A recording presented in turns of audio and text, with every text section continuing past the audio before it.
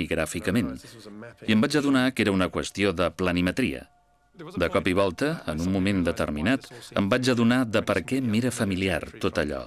És un territori totalment desconegut des del punt de vista d'un arquitecte, però em va ser familiar quan em vaig recordar de quan baixava amb trineu pels Alps meridionals.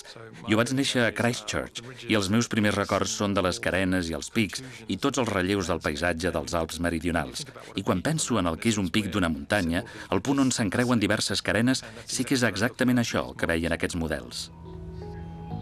I havia de fer 3 dibuixos alhora per intentar aconseguir una imatge tridimensional. Moltíssimes línies, dibuixava quilòmetres i quilòmetres de línies molt fines. I a mesura que el problema s'anava resolent, tenia una mena de sensació estranya de ser l'aprenent d'un mestre. La sensació que no només se m'estava revelant una manera de treballar que en aquella època i durant moltíssims anys va semblar anacrònica, individualista i absurda per aplicar-la d'una manera més àmplia, sinó que se'm presentava com una cosa que era més rica que res del que havia vist durant els meus estudis o treballant d'arquitecte. I si tu mires ara, és molt estrany mirar els dibuixos, perquè semblen dibuixos fets amb ordinador, però dibuixats a mà.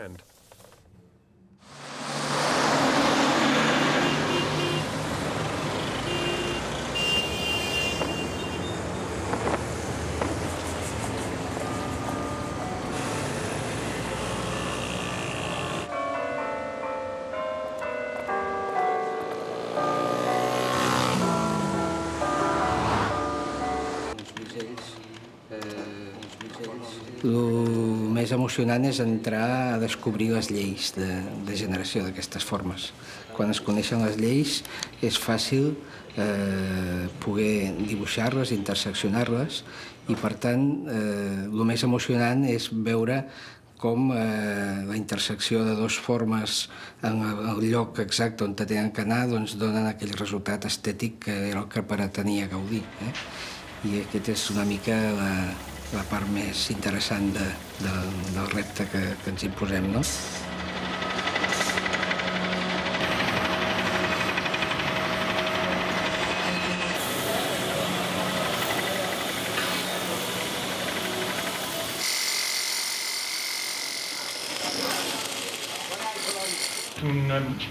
No que sea un círculo, és una mica d'entrada.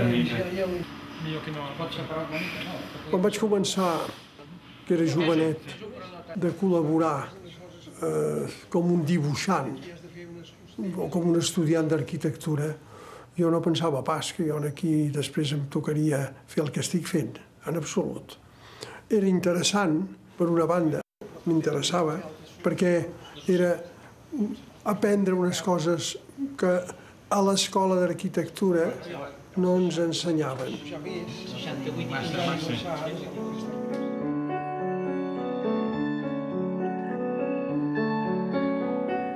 Les 3 superfícies són l'helicoide, el paraboloide hiperbòlic i l'hiperboloide de revolució d'un full. Aquestes superfícies estan delimitades per línies rectes.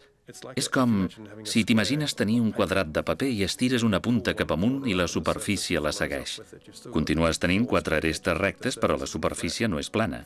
Si tens 2 superfícies desiguals que es troben a l'espai, tens aquesta corba, haig de fer servir la paraula voluptuosa, que es pot controlar a través de la geometria. I crec que ell va descobrir aquestes corbes d'intersecció a través del seu procediment per fer models i es va adonar que tenia una caixa de Pandora d'oportunitats per un vocabulari totalment nou.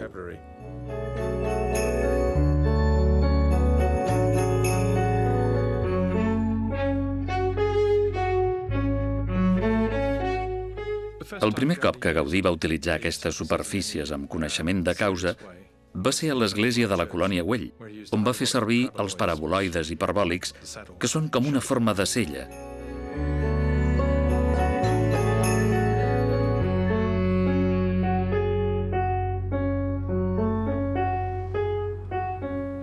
I podria molt ben ser que després d'haver-los utilitzat per les parets, a l'hora de començar a fer les voltes hagués vist els avantatges que tenien per fer les voltes. Per això, al porxo, sobretot a l'entrada de la cripta de l'església de la colònia Güell, hi pots veure les superfícies interaccionant entre elles d'una manera no només decorativa o artística. Tenen una funció.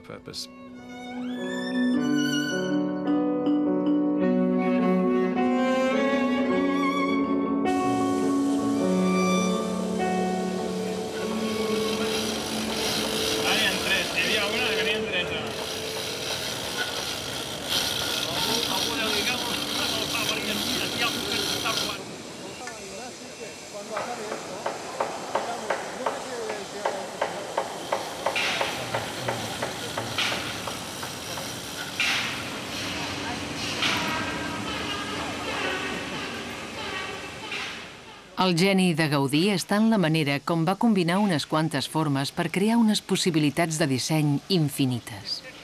I el fet que s'adonés que les línies rectes es poden transformar en corbes com per encantament li oferia una manera viable de construir un edifici que era tan complex i espectacular com una escultura habitable.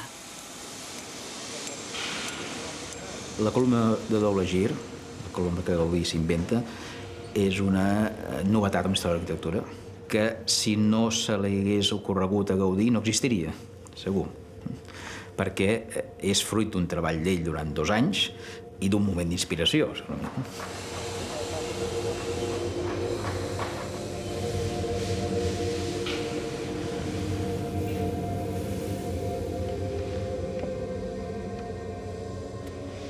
La columna de Gaudí de doble giro simplemente 2 columnas, una salomónica que gira hacia un sentido y otra que gira en otro, interseccionadas, sale la columna esta que todas las columnas del interior del templo son así. Son impresionantes porque es genial, es una cosa genial, ¿no? Lo ves y yo que la he hecho a mano y ves cómo sale, te quedas impresionado.